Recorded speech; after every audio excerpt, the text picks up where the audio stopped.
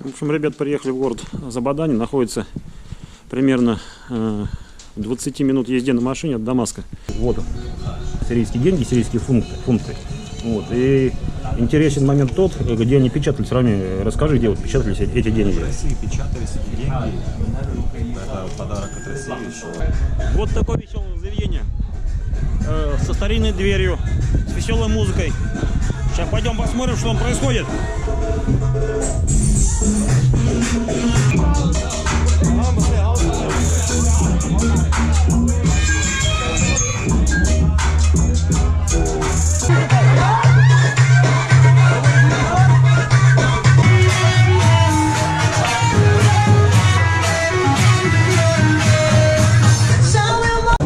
Индийские финики?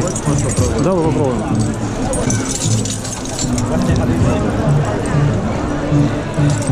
Сколько он стоит? Его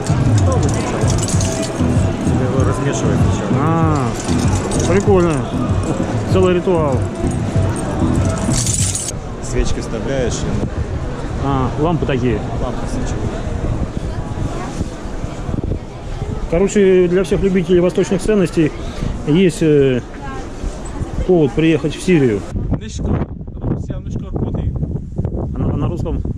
Это Спасибо, Спасибо, Россия, спасибо, Путин. Thank you. Спасибо, Путин, спасибо. Спасибо. احلى روسيا واحلى شام من روسيا واحلى روسيا الحلوه واحلى شام واحلى ميدان احلى شباب الميدان. Кишки. Это желудки. То есть вот такая сирийская кухня интересная. копыта. Вот копыта даже можно поесть. Смотрите, ребята, какие сладости сирийские. Не магазин, а целое произведение искусства.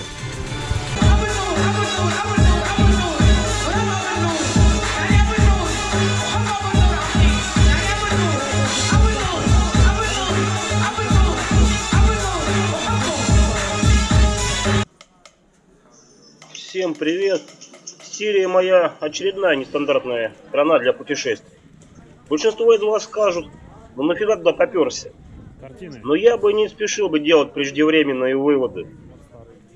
Скорее всего, в подсказках я сделаю голосование. Хотели бы вы посетить Сирию? Можете проголосовать сразу или после просмотра этого видео. Ну давайте я начну все с самого начала. Самовар, стул, наверное.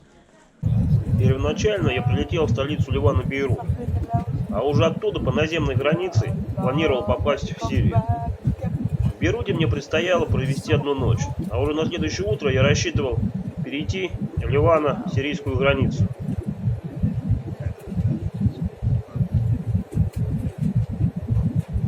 В Бейруте заселился в отель вот с такой вот примечательной душевой комнатой. Ну вот смотрим. Туалет, душ и дверь здесь не закрываются. Так вот. Вот.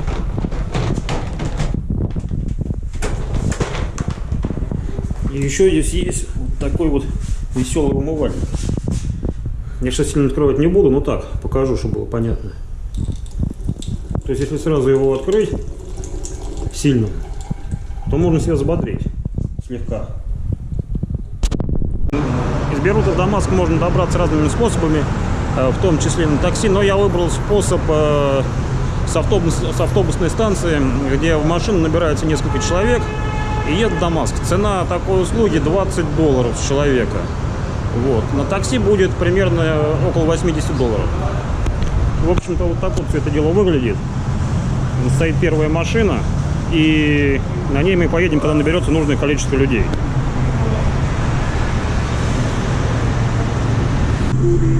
Сели в машину в Дамаск, тронулись. Со мной едут трое попутчиков, два парня и девушка. Девушка сразу достала сигареты и всем присутствующим предложила покурить. Но я отказался, так как я не курю. В общем, вот так это все выглядит.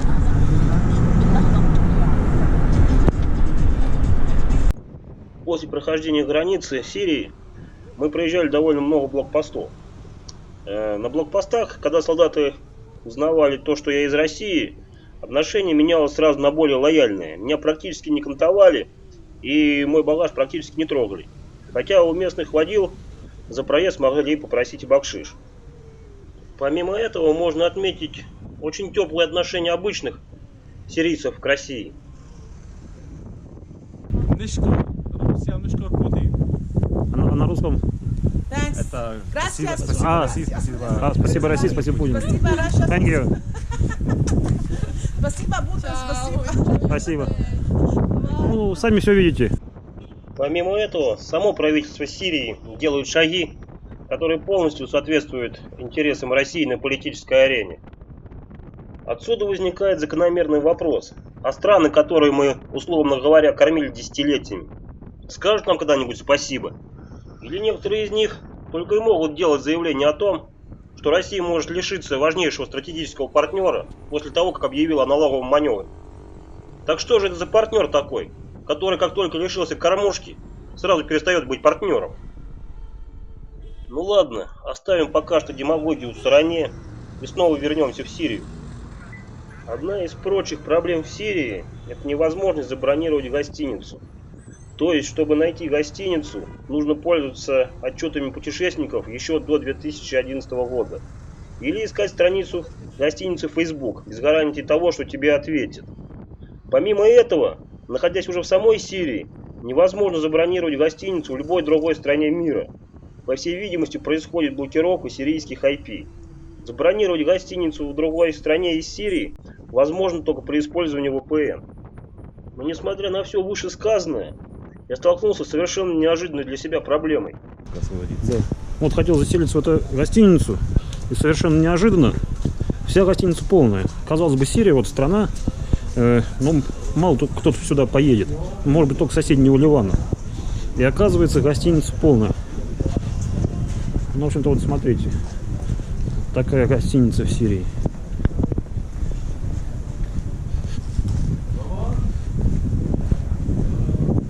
Все довольно-таки неплохо. Под старину сделано.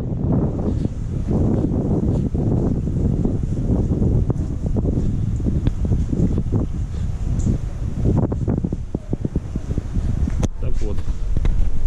Новый отель, в который я заселился. В общем-то, вот так вот выглядит отель. Довольно-таки прикольно, сделанный под старину.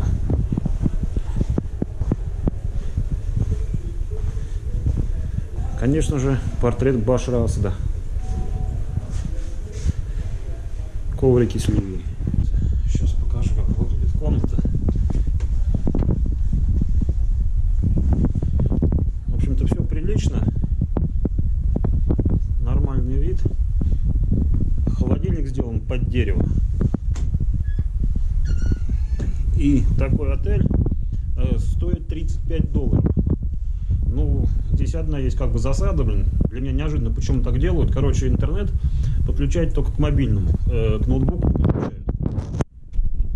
По поводу отеля я могу добавить. То, что я прогулялся по городу, и отели от $100 и выше обладают примерно тем же уровнем, в котором жил я за 35. Но может быть чуть-чуть получше. В то же время отели, которые мне предлагали за $30, были примерно уровня близкому к бомжатнику. То есть красная цена им была $5 за ночь. То есть смысл в чем? В Дамаске надо просто знать отели, в которых стоит селиться.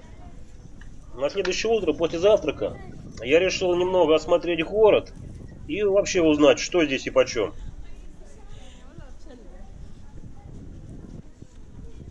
Решил позавтракать в местном таком, ну, не знаю, наверное, даже кафе не назовешь. Вот здесь готовят такие пирожки. Вот здесь с сыром, с аджикой. Прям тут же печи. Смотрите. И вот один такой пирожок стоит... сколько это? А? Где-то 25 центов. 25 центов. Ну, это сколько, наверное, 10 рублей примерно, 25 центов. То есть вполне приемлемо. Даже может еще меньше. Даже меньше, наверное. 50 сирийских фунтов, вот, потом можно будет посчитать. В общем, вот они вот такие. Чем-то похож на маленькую пиццу. В общем, после несложных подсчетов выяснилось, что вот эти 6 мини-пиц стоят примерно 60 рублей или примерно $1. У нас чем есть сыр и Сыр и зеленушка. Ну, в принципе, нормально. Ну да, типа такая своего рода пицца на сирийский Похож на манер. эти грузинские, которые Да, лодочки. да. Ну, как бы дешево и сердито. Оно еще тесто набухнет. А здесь тоже сыр и аджика, да? Ну да, типа такой мини-пиццы. Так, ребят, сейчас хочу вам рассказать такой интересный момент про сирийские деньги. В общем, вот сирийские деньги, сирийские фунты. Вот. И интересен момент тот, где они печатались. Рами, расскажи, где вот печатались эти деньги. В России печатались эти деньги. Это подарок от России, еще типографии, ну, где печатают деньги. Решили напечатать в Сирии подарок. Новый купюры. 1000, 2000. 2000 это где-то недавно, месяца 3-4 назад только пошла на рынок. А, то есть мы совершенно недавно они как бы пришли из России. Например, тут написано, что они в 2015 напечатаны, но они только пару месяцев назад только вошли В оборот. в оборот. То есть это из России, да? А до этого были как бы старый вариант, да? Старый вариант это только что. Нет у тебя сейчас? Ну вот есть, это старые.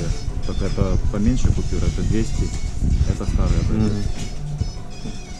А вот это новые. А ты вот не в курсе, как бы там правительство Сирии Это парламент сирийский. Ага. Тут нарисовано. А ты не в курсе, как бы правительство Сирии платило России именно за запечатанные денег? Сколько? Да они говорят, что это типа подарок.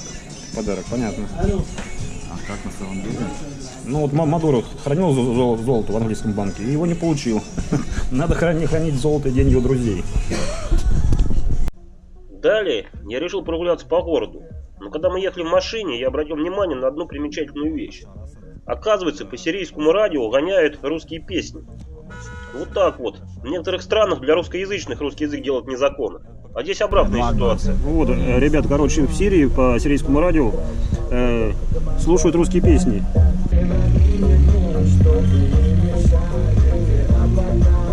Вот идем сейчас по старому городу и подходим к церкви. И вот наблюдаем такую ситуацию.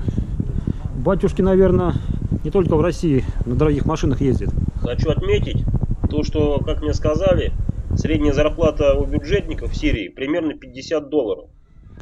Но видя то, как люди живут в Дамаске, в это верится с трудом. Но об этом будет немного позже. Также напомню, но об этом я говорил еще в предыдущем видео. Цена в бензина в Сирии примерно 28 рублей 80 копеек. Вот смотрите, старый город, вот на мечеть, а вот совсем рядом церковь. И совершенно нет никаких проблем. Также хочу отметить то, что Дамаск вполне себе мирный и светский город. В нем работают рынки, бары, рестораны и ночные клубы. Рынки в Дамаске довольно колоритны. На мой взгляд, на них можно встретить немало интересных, раритетных и аутентичных вещей. Ну и, конечно же, там присутствуют сувениры. Целый ритуал. Смотрите, ребят, какое интересное сочетание Владимира Путина, Башар Асада и лидера Хизбаллы Насраллы. Здесь вот рядом такие брелочки, военизированные самолеты, калаши, самолеты даже с ракетами. Но рынки в Дамаске — это отдельная история, и поэтому, скорее всего, в будущем о дамасских рынках будет отдельное видео. По поводу ночной жизни в Дамаске, то с этим нет проблем вообще никаких. В городе полно ресторанов, баров, ночных клубов. Девушки веселые и контактные, и очень любят танцевать на столах. Но опять же, это отдельная история, и по этому поводу, скорее всего, нужно делать отдельное видео. По поводу цен в ночном клубе, вот вам оттуда чек. 500 лир — это примерно $1. То есть вы можете посчитать, что сколько стоит. Смотря это видео, у вас может сложиться впечатление, что в Сирии все так безоблачно и прекрасно. На самом деле это не совсем так. Чтобы понимать полностью обстановку в стране, нужно видеть, как живут люди в других регионах. Например, в городе Забадани, в 50 километрах от Дамаска, население которого ранее составляло около 35 тысяч человек. Этот город считался ранее курортным. Многие жители Дамаска выезжали туда на отдых. Радуга. Теперь же город практически полностью разрушен. И жители живут в домах, в которых есть всего лишь 2 или 3 стены. Но опять же я снова повторюсь, что это отдельная история. И про этот город, скорее всего, будет отдельное видео. Ну а теперь давайте снова вернемся в Дамаск. Утром я сходил в недорогую булочную, а сейчас попробуем сходить в ресторан. Посмотрим, что там подают и сколько это стоит. Ребята, вот сейчас зайдем в один из сирийских ресторанов. Скажем так, не самый дорогой, не самый дешевый. Посмотрим, что там есть. Да, средний. Так, ребята, вот смотрите, у входа в этот ресторан вот такая здесь мясная лавка. Первое, что примечательно, это бараньи яйца здесь. Здесь вот какие-то птички. Да, птицы какие-то, не знаю, что это за птицы. Типа воробьев, наверное. Воробьи, да. А воробьи? Ну, не воробьи, а такие дикие воробьи. Типа диких воробьев. Идут сердца, тоже каких-то маленьких существ. А это сырое мясо. Делается сырое мясо, там со специями, все такое. Именно подается сырое мясо, да? Да, сырой фарш со специями, все такое. Понятно. А это что тут? А это как бы мясная начинка, сверху это типа как Хлеб? кускус. Не, Кускус? Кускус и внутри начинка мясная. А это тут лепешка. Все такое же самое. А, такого же плана все, да? Такого же плана, там грязная начинка может быть. Еще принесли нам вот такой сирийский суп, именно сирийский. То есть, как сказал мне ранее, из чего он состоит. Здесь, значит, у нас морковка, кабачки, соленые огурцы, горошек и вот такой вот кусок мяса здоровенного. Вот кусок мяса. Сейчас попробуем на вкус.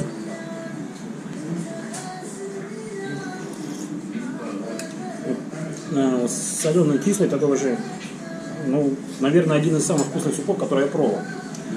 Как заранее мне сказал Равиль, в Сирии многие этот суп едят на похмел. Ну, реально суп очень вкусный и крутой.